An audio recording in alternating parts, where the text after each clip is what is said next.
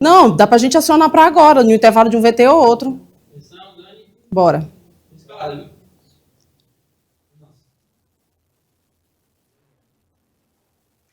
Olá, boa noite para você, seja bem-vindo ao Dizendo Tudo desta quinta-feira. Veja agora os destaques de hoje. Polícia Federal e IBAMA deflagram operação Logística Reversa. Baixaria na Câmara de Coroatá, vereadores protagonizaram cenas lamentáveis na sessão legislativa. Ação Bebida Legal que orienta comerciantes e consumidores sobre riscos de bebidas clandestinas em São Luís. E mais, a Assembleia Legislativa aprova novo interventor de Turilândia. Tudo isso e mais, agora no Dizendo Tudo, que já está no ar.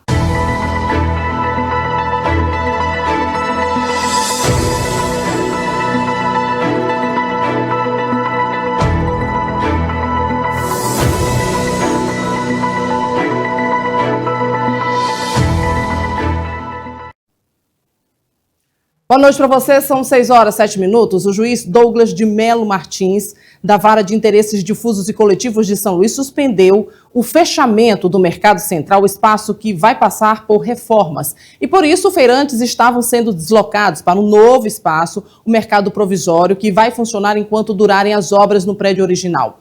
Ocorre que os trabalhadores reclamavam da área disponível, fizeram esse protesto que a gente está trazendo imagens agora, que foram feitas ontem.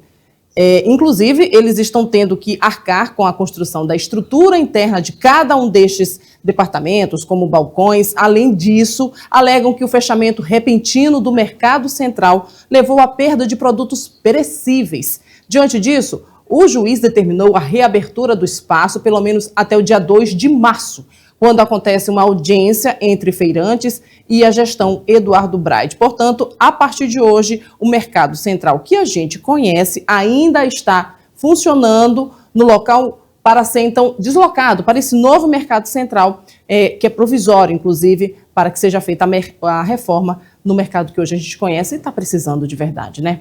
E hoje foi realizada uma ação, a Bebida Legal, que orienta comerciantes, consumidores sobre os riscos de bebidas clandestinas aqui em São Luís. A Avenida Litorânea recebeu nesta quinta-feira a ação Bebida Legal, iniciativa preventiva e educativa voltada à promoção da segurança alimentar, da legalidade na comercialização de bebidas e da proteção à saúde pública. A mobilização foi promovida pelo Sindibebidas e teve como objetivo orientar bares, restaurantes, ambulantes e consumidores sobre os riscos das bebidas clandestinas, reforçando a importância do consumo e da venda de produtos devidamente regularizados, além de incentivar boas práticas no comércio. A ação contou com abordagem educativa, distribuição de material informativo e orientações técnicas realizadas por representantes das instituições parceiras. Estamos aqui em atuação de forma preventiva e educativa, né? Aos fornecedores e também aos consumidores, frequentadores dos bares da região da Litorânea, né? Assim como também nós já fizemos ações educativas e preventivas também sobre o metanol. Nós agimos bem preventivo para garantir a segurança e a saúde do consumidor e graças a Deus nosso estado não teve nenhum caso de metanol, né? Então hoje é importante essa educação, essa informação para que possa o fornecedor ter o conhecimento do que ele comprar uma bebida de forma legal, né? Que ele vai garantir a segurança e a cadeia, né, final, que é o consumidor também beber uma bebida de forma que ela não prejudique, né, não venha contaminada de outras formas, não só com metanol, mas às vezes tem com alguns outros organismos dentro, né? Então a gente está aqui orientando como é uma bebida original, sobre a obrigatoriedade da nota fiscal, de comprar de fornecedores que são fornecedores de fábricas mesmo, que não são fábricas clandestinas, não são fornecedores credenciados, precisam ser credenciados. Então a gente está aqui de forma mesmo orientando esses consumidores para garantir ao final, principalmente no momento desse de carnaval, a segurança do folião aí nesse período, né, de bebidas mesmo com segurança. Reforçando essa questão da educação para ter segurança para os clientes, para os foliões, até porque essa região vai receber um fluxo de pessoas muito grande nos próximos dias. Correto. E essa é a preocupação, né, da gente do PROCON e dos outros órgãos, né, de garantir de fato a segurança e a saúde dos consumidores em geral e dos foliões que vão vir aqui para a Litorânea brincar, se divertir nesse período festivo de carnaval. Nosso objetivo é garantir a você, o consumidor, a segurança e também ao fornecedor a educação e o conhecimento de que ele precisa comprar a bebida de forma legal e a bebida original. A ação também está sendo realizada no Centro Histórico de São Luís, região que conta com vários estabelecimentos comerciais, como bares e restaurantes, exatamente para garantir mais segurança para os clientes que vão frequentar a região nesse período de carnaval. Essas são as informações, eu volto ao estúdio com você. Obrigada, Daniel, e também Odair. E olha, a Polícia Federal e o IBAMA deflagraram hoje, em trabalho conjunto, a Operação Logística Reversa com apoio da Secretaria de Administração Penitenciária, da FUNAI também, do Corpo de Bombeiros Militar do Maranhão e da Polícia Militar. Ação que realiza ao longo de 3 dias, tiveram como foco madeireiras, serrarias ilegais localizadas no município de Buriticupu. Uma operação que integra uma estratégia de proteção contra a extração ilegal de madeiras e também em terras indígenas. Áreas próximas ao município de Buriticupu, considerado um dos maiores polos de comercialização de madeira no Maranhão. Os bens apreendidos foram destinados à SEAP, à FUNAI e ao Corpo de Bombeiros, conforme procedimentos administrativos do próprio IBAMA. Agora, outra operação da Polícia Federal, desta vez em Imperatriz também. E, olha, uma operação Laranja Eletrônica 4, resultante de investigações de fraudes bancárias cibernéticas. Policiais federais deram cumprimento a 4 mandados de busca e apreensão expedidos pela Justiça Federal de Imperatriz. Um dos mandados foi cumprido no município maranhense e 3 na cidade de Lins, onde o grupo criminoso centralizava suas ações criminosas. Confirmadas, então, essas suspeitas, os investigados vão poder responder pelo crime de subtração para si ou para outrem de coisa alheia móvel mediante a fraude. A gente gira com a informação, fala sobre Coroatá. Uma polêmica lá, já que teve impasse dentro da sessão plenária. Os vereadores de Coroatá, Cássio dos Reis, do PDT, Gracilene Cavalcante, do PSDB, protagonizaram cenas lamentáveis na sessão legislativa na Câmara Municipal. Olha, a Gracilene, que estava presidindo a sessão no lugar do presidente da mesa, diretora, o Cássio Trovão, quando foi abordada, então, de forma grosseira pelo colega Cássio, que questionava a vaga para o pronunciamento na tribuna, aos gritos, o vereador pedetista afirmou que a parlamentar não sabia presidir a sessão e disse que estava obstruindo o direito de fala. Ao rebater a acusação, Gracilene pediu respeito, perguntou se o colega iria agredir. A gente vai acompanhar então agora com áudio esse vídeo que trata então dessa sessão conturbada lá em Coroatá.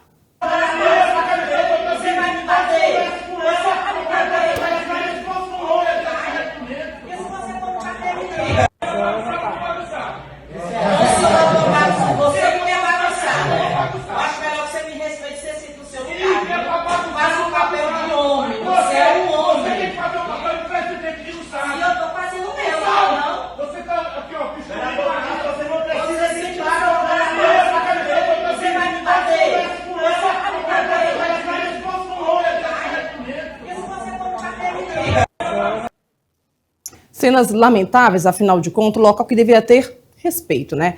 Então agora a gente vem para São Luís. O desembargador Jorge Rachid, da primeira Câmara de Direito Público do Tribunal de Justiça do Maranhão, autorizou em caráter excepcional, temporário, que o município de São Luís abra créditos adicionais suplementares para garantir a continuidade de serviços públicos essenciais, mesmo sem aprovação definitiva da lei orçamentária anual pela Câmara, que ficou só para depois do Carnaval. A gente vai acompanhar agora o que disse o prefeito Eduardo Braide em rede social. Vocês devem ter visto vídeos de alguns vereadores falando que votaram o orçamento da cidade nessa semana, né? Só que eles contaram só a metade da história para vocês, porque São Luís continua sem orçamento aprovado.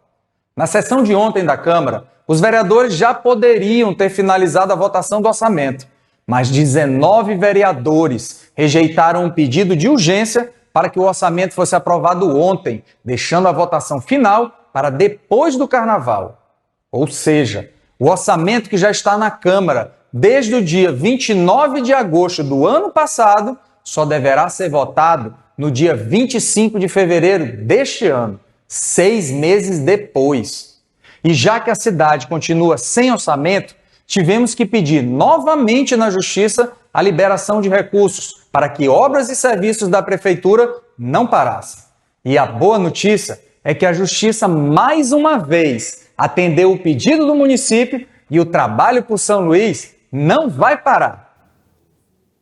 Falando sobre a administração municipal, na manhã de hoje, então, chuva forte, uma grande intensidade que garantiu alagamento na Grande Ilha, causou transtornos no trânsito. Pontos de alagamento foram registrados no bairro Renascença, na região da Ponte Verde, entre a estrada de Ribamar e também a estrada da Maioba. Imagens que mostram, então, pista coberta por água, o que dificulta a passagem de veículos, deixa tráfego mais lento nas ruas alagadas. E na Ponte Verde, na região metropolitana de São Luís, motoristas que enfrentaram trechos com acúmulo significativo de água. Já no Renascença, a situação também exigiu cuidado redobrado para evitar acidentes e panes mecânicas. Nada diferente do que a gente já conhece, não é isso? Olha, para falar aqui sobre gestão empresarial, a gente já está aqui com Moisés Medeiros. Ele é gestor empresarial, especialista em gestão também. A gente vai conversar com ele aqui sobre algo que a gente precisa também para dentro de casa, viu? Muito obrigada, então, por aceitar esse convite. Muito boa noite. Boa noite. Vamos conversar então sobre esse momento. A gente está no início do ano, inclusive. Temos muito a organizar. A gente sabe que também teve agora um número recente que apresentou 2025 como um marco importante em relação a números de novos empreendedores em todo o Maranhão. Essa gestão empresarial, para começo de conversa, é importante para poder dar continuidade à empresa, um pequeno, micro e o empresário que já está em gestão, já está trabalhando administrativamente falando? Sim, Daniela, na verdade, a gestão empresarial ela é fundamental, né? A gente é um país de empreendedores, o quinto maior país empreendedor do mundo, e esses empreendedores, eles acabam tendo uma necessidade, né? Eles montaram um negócio através da força do seu braço, só que chega um determinado momento que esses empresários, eles precisam se capacitar, precisam entender que eles devem buscar conhecimento para que eles possam cada vez mais gerar resultado para o seu próprio negócio. E esse resultado, necessariamente, ele vem a partir da capacitação do empresário em gestão empresarial. E aí a gente defende essa bandeira aqui dentro desse contexto aqui do empresário se capacitar em um país em que, estatisticamente, a cada 10 empresas, 8 fecham em 4 anos. Então, a gente precisa realmente olhar para isso aí com um olhar bastante cuidadoso e dando a devida importância a esse tema. A gente está chegando agora a um feriadão. Começa praticamente já amanhã, já pela tarde, já tem muita gente que já descansa, já para, só volta só na quinta-feira. E é um ano que vai ter muitos feriados. 2026 é um ano que tem muita gente que está até agradecendo a esse momento. Mas para quem trabalha economia, e a gente sabe que isso não é nada interessante, mas tem como planejar esse tipo de pausa comercial, empresarial? Tem como planejar sim. Todo empresário ele deveria fazer, por menor que seja, um planejamento estratégico do seu negócio, né? O que é esse planejamento estratégico? Basicamente, ele traçar um plano ali de pelo menos um ano e quebrar esse plano em trimestres, né? Então, primeiro, segundo, terceiro e quarto trimestre. O que é que eu vou fazer em cada trimestre do ano para que eu consiga chegar no resultado que eu espero para a minha empresa? Esse é um planejamento que ele pode envolver ali um calendário, por exemplo, de marketing. Então, quais são as campanhas que eu vou fazer para vender nesses períodos e considerar, obviamente, aquilo que você falou em relação aos feriados, né? Um ano com muitos feriados como esse agora do Carnaval chegando. Se eu sou empresário, eu tenho um planejamento estratégico bem feito, eu já considerei esse período de sazonalidade dentro do meu negócio. Qual a importância desse papel do gestor empresarial para que esse trabalho funcione de forma em equipe, organizada e planejada? O gestor, Daniela, basicamente ele vai junto com o empresário, auxiliar esse empresário dentro desse processo de planejamento e de execução, né? Não só planejar, mas também executar esse planejamento ao longo do ano. Então o gestor ele vai ali pegar no teu braço, né, colar ali com você e dizer assim, olha, o caminho é esse daqui. Óbvio, eu costumo dizer que nós, né, também sou empresário, mas enquanto consultor a gente não inventa a roda. A gente a gente entende que o empresário ele já começou um negócio, que ele entende do negócio dele melhor do que ninguém, então a gente não vai para lá inventar a roda, a gente vai ajudar esse empresário com o conhecimento que ele tem a estruturar isso da melhor maneira. Então tem como melhorar o que já está andando bem e ainda podendo duplicar talvez, então o trabalho que vem sendo executado. Como é que funciona isso? Tem como melhorar, existem ferramentas que a gente utiliza, metodologias que a gente utiliza para isso. Por exemplo, lá na nossa empresa a gente usa uma metodologia chamada ESC, Estratégia, Sinergia e Crescimento. Basicamente, a estratégia é traçar esse plano, a sinergia é envolver todo o time ali e os processos para poder chegar nesse crescimento, que é a próxima etapa tão sonhada para o empresário. Dá para dobrar, dá para triplicar. Não sou do time de que vai dizer, o ano é um ano ruim, é um ano de eleição, é um ano disso, daquilo, não. Todo ano é bom se eu souber o papel que eu tenho que fazer, se eu conseguir me capacitar e se eu tiver também com pessoas boas ao meu lado para me ajudar a conduzir nesse processo. O Maranhão ele tem um perfil, na verdade, uma maneira de trabalhar o empreendedorismo. Tem muita gente que começa até porque a minha mãe fazia, é uma questão familiar também, ou então uma autônomo que eu acho que sei fazer isso aqui, mas acaba não trabalhando essa questão administrativa da forma correta. E a gente tem visto muitas empresas fecharem por falta disso. Esse empresário, ele está errando aonde? Onde é que o senhor acha que poderia estar como sugestão para seguir um caminho correto? Tá, empresas que estão começando, Daniela, ali no início, elas precisam ter um foco bem voltado para vendas. Então, se você está ali no início, tem 2, 3, 5, 10 colaboradores, o seu foco precisa estar voltado para vendas. Depois que esse processo ele já venceu ali, você consegue realmente caminhar os primeiros passos do seu negócio, você tem que olhar para pessoas, as pessoas que vão te ajudar ali, você vai desenvolver essas 10 para que essas 10 consigam replicar para 20 e 30. Depois dessas pessoas, você vai focar em processos. E aí eu consigo criar ali realmente um alicerce para colocar a empresa no eixo de crescimento. O final disso é tecnologia. Tem muito empreendedor que quer implementar tecnologia antes de implementar vendas, pessoas e processos. Então, existe um caminho aí que a gente consegue ajudar também. Então, para ter acesso ao senhor, às suas informações, às suas dicas, procura-se aonde? Nós temos o nosso Instagram, o meu Instagram pessoal é eu Moisés Medeiros, né? Eu Moisés Medeiros. Nós temos o Instagram da nossa empresa que é @Rede Consultoria, rede com 2D. E nós estamos também com o número DDD 11, apesar de estarmos aqui no Maranhão, mas nosso DDD é 11, 95398-6886. Esse é o meu número pessoal, vocês podem nos chamar lá. Será um prazer nosso em ajudar quem estiver à procura. Tem muita gente para corrigir e para acertar também, né? Tem muito. Agradeço a tua presença aqui, muito obrigada. Moisés Medeiros, gestor empresarial, especialista em gestão estratégica, muito obrigada. Esteja muito à vontade a seguir aqui para trazer novas dicas para a gente, que é muito importante. Muito obrigado. E agora a gente vai direto à Praça Maria Aragão, temos imagens por lá. É a concentração do retiro que vai ser realizado daqui a pouquinho. É um retiro espiritual cristão. A expectativa é de centenas de pessoas, então, participando desse retiro. Um retiro interessante, porque agrega famílias, agrega, então, idosos. São todas as idades contempladas ali. Espaços, inclusive, exclusivos, com cadeiras e, olha, muito confortável. Daqui a pouquinho começa tudo, agora só concentração. Imagens ao vivo do Rafinha, que está lá trazendo pra gente, viu? Mais um intervalo, daqui a pouquinho tem mais Dizendo Tudo aqui. Trazendo, inclusive, o interventor de Turilândia. São 6h23, a gente volta já já.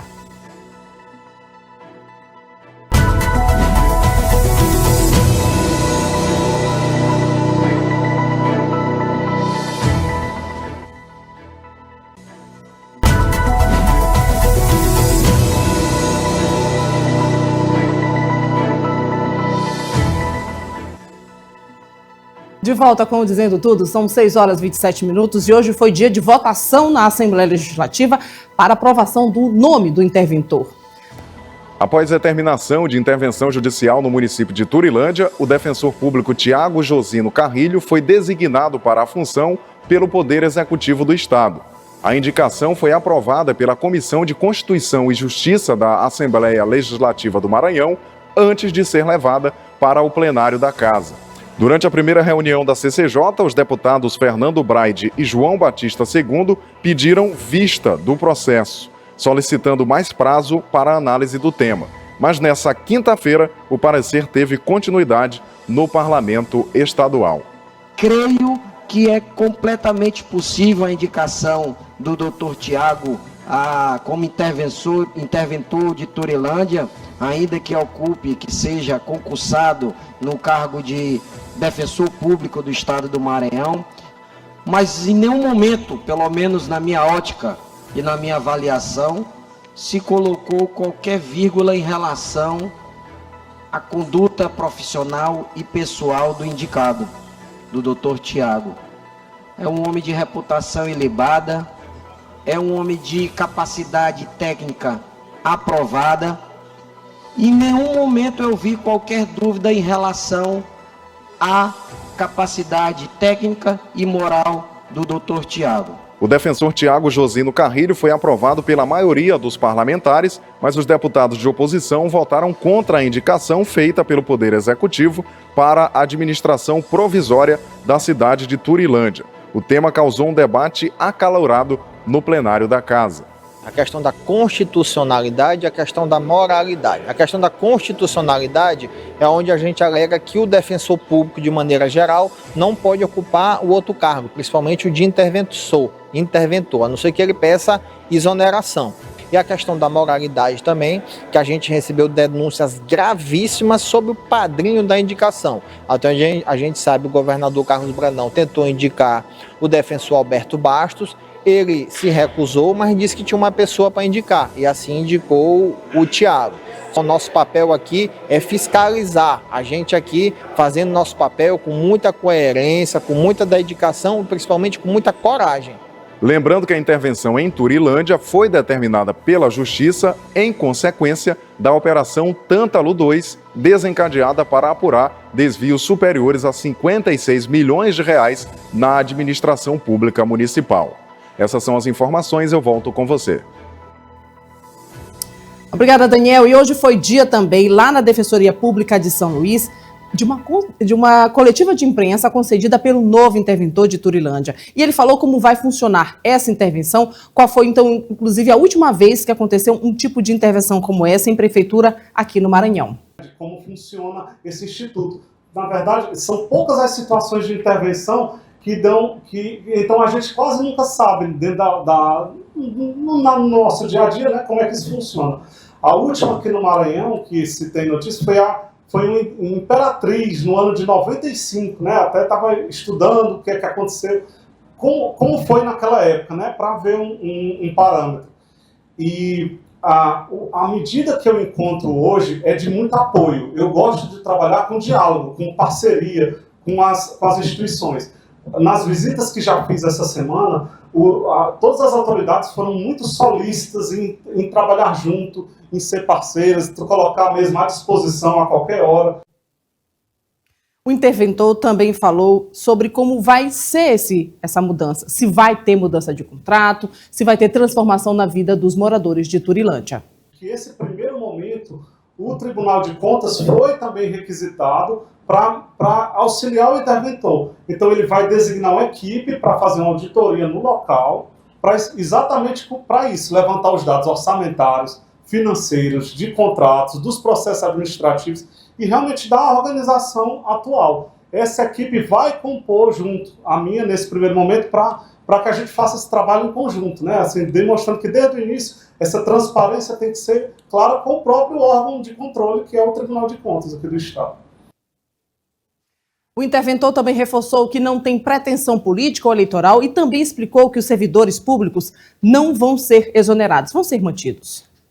É importante a população ter a tranquilidade que a intenção da intervenção é que as coisas funcionem, né? Então não faz sentido chegar um interventor e mudar tudo e encerrar os contratos. Não é assim que funciona, né? A gente tem que chegar com muita tranquilidade para que a finalidade seja atingida. E qual é a finalidade? É que as partes, os serviços essenciais têm que ser concretos, né? Quais são os serviços essenciais, né, mais sensíveis aí? É a saúde, é a educação, são as assistências sociais, né? Agora a gente vai a Brasília com o Nildo Costa e os bastidores do Congresso Nacional. Nildo, boa noite para você. Boa noite para você, Daniela Bandeira. Boa noite a todos aqui do Dizendo Tudo. Parlamentares da oposição no Congresso Nacional anunciaram nesta quinta-feira a apresentação de um novo pedido de impeachment contra o ministro do Supremo Tribunal Federal, Dias Toffoli, sob alegação de abuso de poder, conflito de interesses e interferência em investigações parlamentares. A iniciativa é liderada pelo senador Eduardo Girão, do Novo do Ceará, com apoio da senadora Damares Alves, do Republicanos do Distrito Federal, e do deputado federal Marcel Van Hatten, do Novo do Rio Grande do Sul. Durante a coletiva à imprensa, os parlamentares classificaram o momento vivido pelo país como um dos maiores dramáticos da história política recente, afirmando que o Brasil enfrenta não apenas crise econômica ou social, mas uma grave crise moral e institucional marcada por insegurança jurídica e desequilíbrio entre os poderes. É como explica o senador Eduardo Girão, do Novo do Ceará. Estamos nesse começo de tarde vivenciando um dos momentos mais dramáticos, né, da história recente política do país, vendo uma crise sem precedentes. Não é uma crise econômica, não é uma crise social, é a mãe de todas as crises que a gente está vendo agora, que é a crise moral no Brasil. Segundo os congressistas, decisões recentes do Supremo Tribunal Federal contribuíram para um cenário de instabilidade jurídica que atinge todo o país. Eles citam como exemplo o caso do Banco Master, que liga diretamente o ministro do Supremo Tribunal Federal, Dias Toffoli, apontado como um dos maiores escândalos do sistema financeiro nacional, que teria exposto de forma inédita a fragilidade dos mecanismos de controle e fiscalização. O grupo de trabalho tem um cronograma. Eu quero lembrar que o grupo de trabalho já esteve no TCU e o que o senador Renan falou ontem, o clima dentro do TCU é de horror, é de tensão, um tribunal do porte do TCU ser chantageado. Agora é a hora de mostrar quem chantageou. Os parlamentares criticaram duramente a decisão do ministro Dias Toffoli, que determinou a retirada de documentos sigilosos da CPMI do INSS, transferindo-os para a presidência do Senado. De acordo com os relatos da senadora Damares Alves, a comissão já havia quebrado o sigilo bancário, fiscal e telemático e os documentos começaram a chegar entre os dias 9 e 11 de dezembro.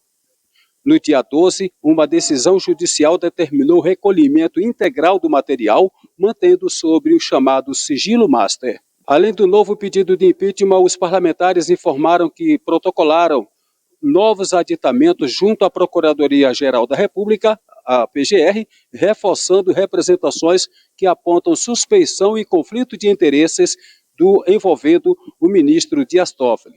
Segundo eles, desde janeiro, não houve resposta da Procuradoria-Geral da República aos pedidos apresentados. Já tínhamos pedido, inclusive outros senadores da República, a PGR, a suspeição, conflito de interesse. Até o momento, desde 14 de janeiro, a PGR não nos respondeu. O grupo também cobrou diretamente o presidente do Senado Federal, Davi Alcolumbre, para que cumpra o papel constitucional da Casa e dê andamento aos pedidos de impeachment contra ministros do Supremo Tribunal Federal. De Brasília, Nildo Costa, para o Dizendo Tudo. Obrigada, Nildo, direto de Brasília com os bastidores do Congresso Nacional. E a gente encerra agora o Dizendo Tudo com imagens ao vivo. Rafinha está lá na Madre Deus, na verdade na Maria Aragão, vai trazer imagens para a gente aqui desse pôr do sol. Lindo pôr do sol, na verdade já não tem mais nem sol, né? Mas é linda imagem lá da ponte do São Francisco, aqui em São Luís. A gente volta amanhã.